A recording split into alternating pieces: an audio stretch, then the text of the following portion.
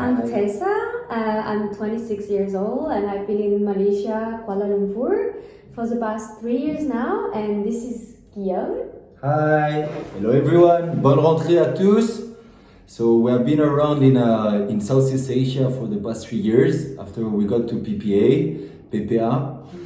And we want to share with you about our experience, what we have done, why we went to PPA and so on. So Tessa, can you tell us a bit about why did you go to PPA? So for me it was very much pretty straightforward. So I actually had my alternance already and I wanted to find a school actually to join and being able to do my master's degree in international business. So the goal for me was to have a course where I could speak in English all the time and not anymore in French. So I was just straight from out of my bachelor degree and I had this job opportunity in Paris, in Saint-Germain-en-Laye. And this is how PPA came in because they were able to, how can I say that? To be able to have what I was looking for, actually. Okay. I need to say that you got a great accent if you compare with mine. Huh? But nevertheless. A lot of practice, actually. Yeah. All right. So on my side, I went to PPA actually for a few reasons. So as you can hear my accent right, I learned English in 2013. And at that time I went to Canada and the US. And when I was back in 2015, I got one objective. It was to be into an international business school. And I got few criteria in mind. So the first one was to get to be able to join the school in January. And there is not a lot of schools which are able to do that. Actually, PPA was the only one offering this. On top of this, I wanted to get all the class and the course in English. And there was not a lot of schools being able to do it so. And the last part, but the most important for me, was the alternance part. To be able to be working and studying in the same time and to learn and practice everything I'm learning at school. As you all know what it is, obviously. So these 3 points were those 3 points that were the most important for me. And this was the reason I chose PPA in the first place to go. And I never regret it, by the way. That's very interesting, actually. Already. So to summarize, you would say what did it bring to you being in PPA? What's the most important things from it? So for me, it has been 1 year and a half, and I did manage to get my master's degree. And it's a bit of everything. I believe one thing really important for me was that I really need to have some practical cases and to get some teachers which are professionals. So it was really important to get some practical classes from teachers which are coming from different backgrounds, but they are all professionals. The second part for me was the mindset of PPA, which is really creative, pushing up, coming with new ideas, being innovative. And I really did appreciate all of this, and I believe this has made me a better professional. And the last point, but not the least, is that I made a lot of contacts and friends when I was during this time in PPA, which I am still in contact with. And for all those reasons, it was one of the best years that I got at school, actually. So that's why. What about you, Tessa? What did PPA brought to you?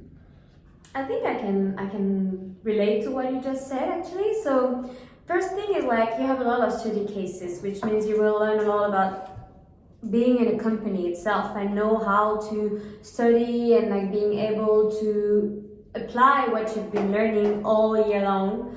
So this, for instance, you have the 24 hours, which you start with at the very beginning.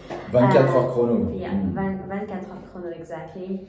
Then you also have the mission consulting, which is you have to reply to a problematic in a company, which you will have to choose and being able to have all the info from them. So it's also a hard time, actually. You have to be able to speak to them and to be a real professional, which you are actually, because you are working at the same time.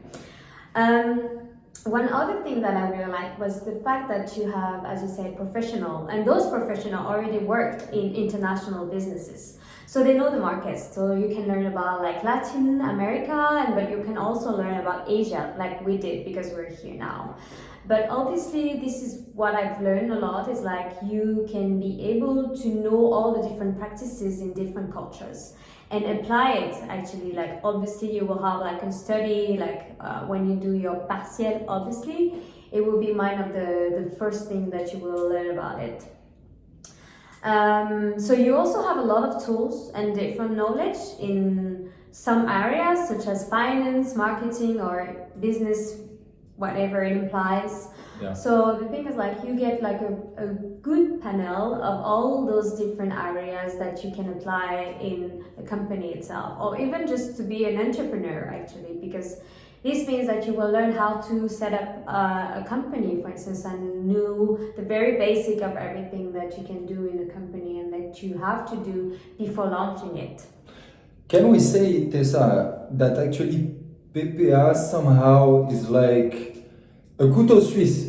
Is giving you actually all the tools that you need to become either an entrepreneur, yeah, very or true. a businessman, or a marketing specialist. Yeah, or an inventor if you're like into inventing stuff, just It's like true. you are. So can we say that then our teachers, they are like MacGyver? It's true, right? MacGyver, yeah. So Madame Ranguin, you are the MacGyver Yes. of the international business, and we appreciate all the time we got with you. Actually. Yeah, I mean, it's a good tool. PPA is a good tool to meet new people from different backgrounds, which means you can have so many people can be better at some different areas, and then in the end, it's just a mix of different people who can just collaborate together in the long term or in the short term, obviously. So Tessa, then we understand why you went to PPA. What did PPA brought to you? And now, what did you do after PPA?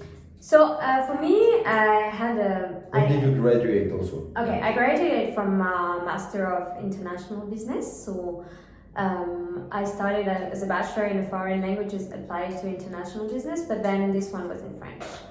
And that's why I decided to be in PPA. And after my master's degree, when I graduated in 2017, I decided to go abroad. So this was the only thing that was missing kind of my career and my study, was like I didn't go abroad. So I really wanted to be abroad and to experience the real international level of being in a different culture. So here I am, 26, and I've been in Malaysia for 3 years already in Kuala Lumpur. So I really wanted to know all the different cultures and to be able to experience working with different people of different kinds. So for me, at first I was promoting events from Germany on the French market. But I never had this thing where I was in the country itself and promoting all their different areas, all their different services from different countries. So nowadays it's like I'm promoting Malaysia and Singapore on the French market. So I'm trying to make you dream, I would say, because it's like you want people to come around here and be able to experience what I've been experiencing for the past 3 years. But also to know the culture and the different culture which we have here, Malaysian, Indian, and Chinese. So yeah, that's what I wanted after being in France for the 5+ years. And here I am now. What about you? What did you do after PPA? Actually, it's already 9 minutes, so I believe you on the other side, you must be already sleeping, isn't it? No, I'm just kidding. So I will try to be fast. But I believe this portion is the most interesting. After the reason we went for PPA is what we did from there, right? So Tessa on her side, she has summarized about the culture. This was the main thing. Malaysia is a beautiful country where you can learn about so many different cultures. On my side, when I left PPA, I really wanted to start from a new adventure and to get the chance to discover something completely different out of my comfort zone. So I got a VIE, un VIE, which sent me to Malaysia, and I am working since then in public transport and smart city industry.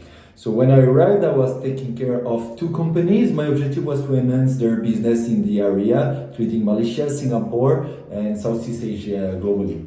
Then the second year, from 2 companies, and my umbrella came to 4 companies, and I was also starting to handle Hong Kong coming in. And then since then, and this has been recent, I took over a part of the business side. I became business director in my company. So this implies new responsibilities. This is a challenging time with the COVID-19. But if I can share something is, in Southeast Asia or maybe in other countries than in Europe, things that can go way faster. As long as you are doing a good job, you are motivated, you are pushing it up, people that will give you your chance, and you might see that you can scale up in a company way faster. So that's about it, what I've done for the past 3 years. So now maybe we wanted to also to give you like an advice from the very beginning of your master. Now I would say take the best of it. Really, it's a few years where you will have to learn a lot of things, but then you can choose whatever you want to do from it. I'm pretty sure you already have your experiences already, and it's just an add-on of what you've been doing for the past few years. So take the best of it, and also be your own superhero. So yeah, you can make it, whatever you are doing. I'm pretty sure that you will be successful, and if you don't want to be successful, it's fine. It's the best of it you can do is being yourself and being here in the moment present. High five. This was a good mistake. Yes.